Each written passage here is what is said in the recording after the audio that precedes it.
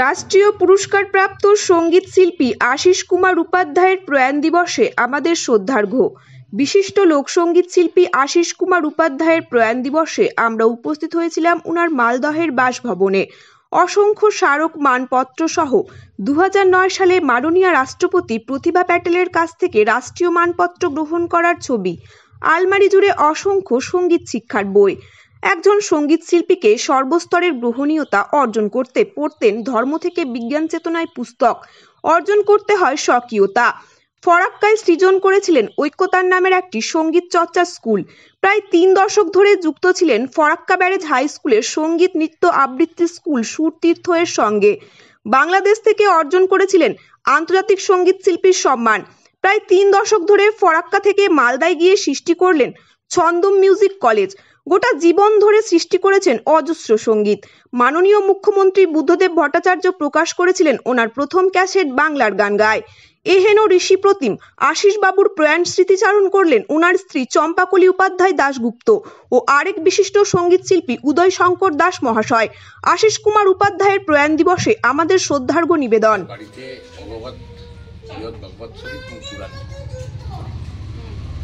এই যে তার এই যে এত লাইব্রেরি, সেই লাইব্রেরির মধ্যে রবীন্দ্রনাথের প্রত্যেকটা রচনাবলীর খণ্ড। একজন শিল্পী, তাকে যে সবার আগে মানে রিচুয়ালসটা জানতে হয় এবং তার সঙ্গে যে রিলিজনটা থাকে টোটালটা, এটাই হচ্ছে তার প্রমাণ একজন শিল্পীর। পাশে বেদ, ঠিক আছে, এই যে বেদ, উপনিষদ, কোরআন শরীফ, ভগবত গীতা, এই যে কালচার, এবং এর সঙ্গে সঙ্গে কিছু রেয়ার এখানে বই আছে, যে বইগুলো সংকলন আছে। তখন পশ্চিমবঙ্গে একটা পত্রিকা বেরোতো, তার যে কটা সংকলন আছে প্রত্যেকটা সংকলনই এখানে ধরে দেওয়া আছে। এবং এই যে বইয়ের পুস্তকের যে কোনো সাবজেক্টের, প্রথমত একটা অত্যন্ত কাছের মানুষ বা বন্ধু সে চলে গেলে খুবই দুঃখজনক ব্যাপার সেটা। আর আমি তার আদর্শ, তার সঙ্গীত, তিনি যা আমাকে বলে যেতেন এই নাচ নিয়ে বা এই ছন্দমকে ধরে রাখা, এর একটা ভবিষ্যৎ দেখানো, পথ দেখানো, শিশুদের নিয়ে থাকা, আমি সেইভাবেই একটা বছর শিশুদের এই নৃত্য বা সঙ্গীত বা আমাদের স্কুল ছন্দমের কিভাবে এগোতে পারি আমরা, সেই নিয়েই আমি একটা বছর কাটিয়ে দিলাম। এমনি স্বাভাবিক চলাটা তো সত্যিই খুব দুঃখের, কিন্তু তবুও তার আদর্শকে আমাকে মেনে নিতে হবে। বা তার লেখা গান, তার লেখা বই, তার লেখা যা কিছু আছে, এবং তার যে সমস্ত ঘরে যে সমস্ত তার স্মৃতি আছে, সেই স্মৃতিগুলোকে নিয়ে আমি যেন যতদিন বাঁচব ততদিন এগিয়ে যেতে পারবো, এই ভাবনা নিয়েই আমি এগোচ্ছি, এই ভাবনা নিয়েই আমি এগোবো, এই ভাবনা নিয়েই 1 বছরে এগোলাম, এই ভাবনা নিয়েই ভবিষ্যৎ, মৃত্যু যতদিন না মরব তত। উপাধ্যায় শুধু যে একটা ভালো সঙ্গীত শিল্পী ছিলেন তা তো নয়, উনি একটা ভালো মানুষ ছিলেন। তার এই অন্তরের ভালোবাসা, এটা তো কোনো কল্পনাই করা যায় না। ছোট ছোট শিশুদের তিনি বেড়ে বড় করার জন্য, তিনি তাদের মানুষ করার জন্য সারাদিন অক্লান্ত পরিশ্রম করতেন। এবং তার সে বলাই বাহুল্য, রাস্তা দিয়ে তিনি যখন হেঁটে যেতেন, সেই ধপধপে সাদা পায়জামা পাঞ্জাবি, তার কাঁধে একটা ব্যাগ, তার চলা, তার বলা, তার সব কিছুই ছিল একটু অন্যরকম। এবং তার সব থেকে বড় হলো তার লেখনী। এবং তিনি সবসময় আমায় বলতেন, কিছু লেখো।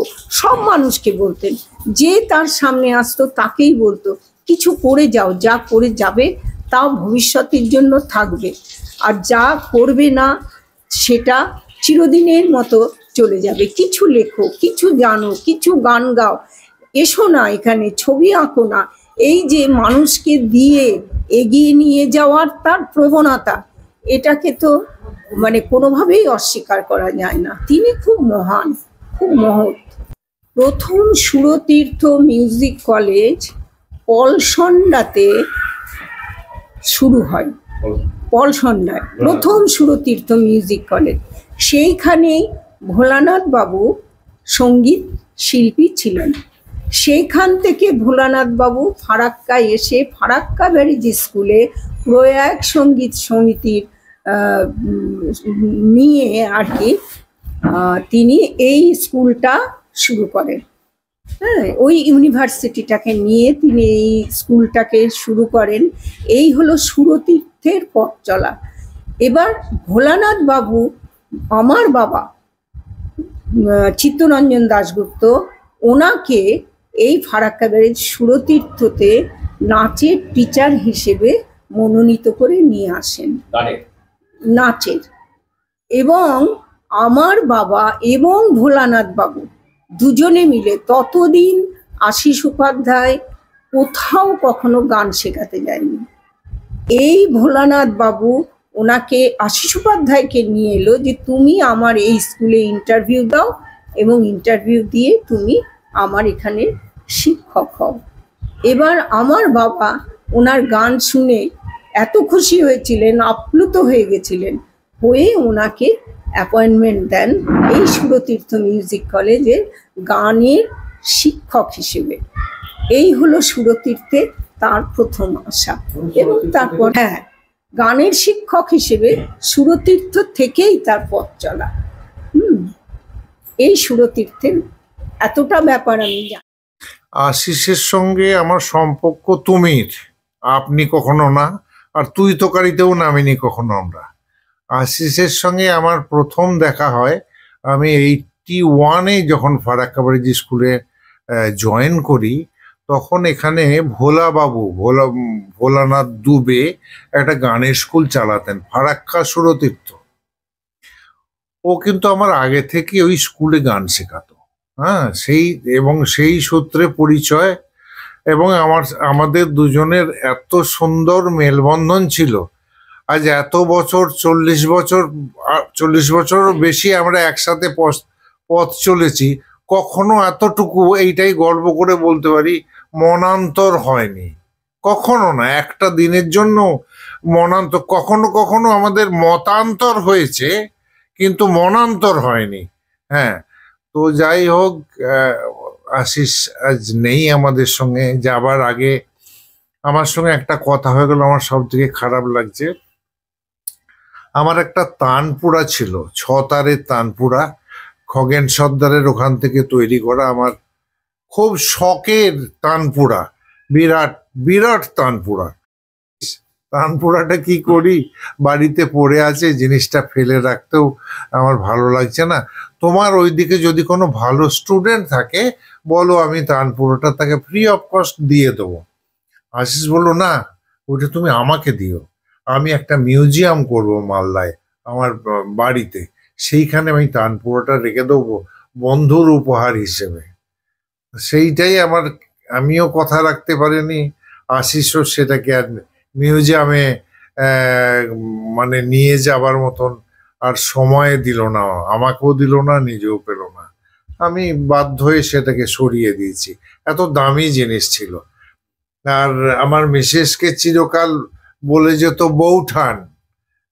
আর সব থেকে খেতে ভালোবাসতো খুব, চিরকালই। মানে খেতে মানে কি এইটা সেটা নয়, আলু সেদ্ধ ভাত হলেও চেটে পুটে খেত, খুব ভালো। ওই একটা গুণ, যার জন্য বৌঠান ওর খাওয়াটাকে খুব পছন্দ করতো, এটা সেটা করে খাওয়াতো, একদম হাত চেটে পুটে খেত। আশিসের একটা মস্ত বড় গুণ ছিল।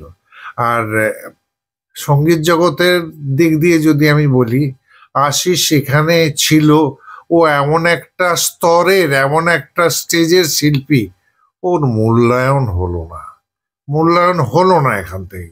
কারণ আমি তো ভারতবর্ষের তা বড় গুণী শিল্পীদের কাছাকাছি যাবার সুযোগ পেয়েছি আমার গুরুজির রঙ্গলাল মিশ্রের কারণে। তো আমি দেখেছি ওর ভেতরে অসীম আধার ছিল।